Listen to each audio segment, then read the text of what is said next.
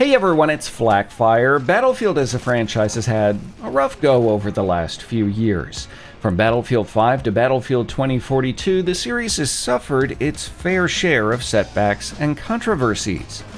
Creative directions have taken Battlefield away from its roots, and the fan base hasn't exactly followed. Other industry developers have taken note, and there always seems to be some sort of Battlefield killer lurking out there in the shadows. Most of the time, that's an overstatement. Games might resemble Battlefield visually or maybe try to imitate some of its signature gameplay. Generally, they don't succeed. However, a new title was just announced that might actually eat Battlefield's lunch. Delta Force Hawk Ops revives the franchise that has been dormant for 14 years. We do know they're doing a remaster of the original Black Hawk Down campaign that brought the series worldwide recognition, but it's one of the game's multiplayer modes that should have DICE and EA concerned. Havoc Warfare, as they call it, doesn't pull any punches. Stop me if you've heard this before, but it features 4 classes: Assault, Sniper, Engineer, and Medic. The game mode also features vehicular warfare, including 10 different options. Among them, the M1 Abrams tank, F-35 jet, LAV-25 armored vehicle, helicopters, attack boats, and even the venerable A-10. We don't have any concrete info on maps yet, aside from what's in the trailer, but developers are touting combat on air, land, and sea, the latter being something Battlefield 2042 has largely neglected. The Delta Force website introduces us to the game's 4 class characters: Roy, Luna, Kai, and Terry. Each has a unique piece of gear, tactical item, and passive ability. The idea of hero characters is undoubtedly going to be a turn-off for Battlefield players, but on the bright side, there are only 4 of them, which means improved readability on the battlefield and more predictable gameplay, something Battlefield foolishly tried to leave behind. The medic Roy can heal teammates with his med pistol, deploy a smoke screen, and whenever he rescues a squad member, their health is fully restored. That latter thing implies squad revives will also be a thing. The sniper Luna has a recon arrow that spots enemies along its trajectory, another arrow that deals area of effect shock damage, and her passive ability marks damaged enemy units. The Assault Kai has a timed ability that boosts movement speed and firing rate while awarding health for killing enemies. He also has a small launcher that fires explosives at vehicles and can perform tactical slides. Finally, the Engineer Terry can counter recon arrows, slow enemies with a sonic trap, and takes reduced damage from explosives.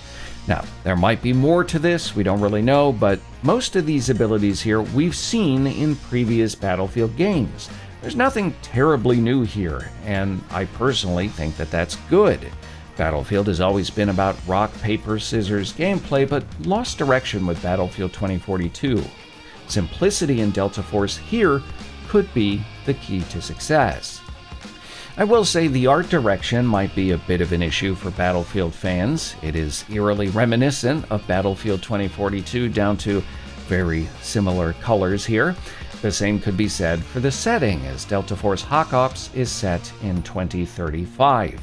Storyline's clearly going to be different from Battlefield 2042, but will it be different enough to shake comparisons or the apprehension of jaded Battlefield fans? Destruction was one of the biggest questions I had ahead of the Gamescom reveal, and we did sort of get an answer there. You can see a roof destroyed as well as a wall, so apparently Havoc Warfare will feature some destructibility, though I would say it probably won't be as extensive as previous Battlefield games. We also don't know if Havoc Warfare will be a large team deathmatch mode or something more objective-based.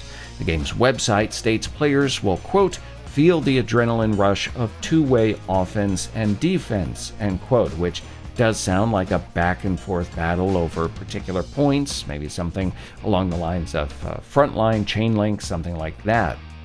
Meanwhile, Havoc Warfare is only one of Delta Force's multiplayer modes. There's also Hazard Operations, which is an extraction mode. Again, Battlefield 2042 tried something eerily similar. Players team up with 3-man squads to take on AI and enemy squads, hunt for loot, and extract with their haul. While I'm not interested in extraction shooters, if the game mode takes off, it is likely players will bleed into Havoc Warfare and, in the process, hopefully discover a good game mode. Unlike Battlefield 2042, Delta Force Hawk Ops is free to play. This decision instantly opens up the game to a massive amount of players, and it's going to be available on Xbox, PlayStation, Steam, Epic Game Store, the Microsoft Store, as well as Mac and Android mobile devices. It remains to be seen how all of this is going to work together, but publisher Tencent is clearly trying to get the game into as many hands as possible. However, in order for Delta Force Hawk Ops to succeed, it's gotta be good. Bottom line, Battlefield fans are desperate for anything to fill the void left by Battlefield 2042. Creators are also desperate. If Havoc Warfare works, it actually has the potential to be that fabled Battlefield killer. Indie games like BattleBit have shown that players are willing to overlook graphic downgrades and some rough edges if the game is simply fun. If the gunplay, movement, and vehicles work in unison with one another, Delta Force could be something special. A big part of this depends on things like microtransactions. If they're a barrier or pay to win, it's 2023, that game is going to be dead in the water. Tencent also needs to support Delta Force in the long run.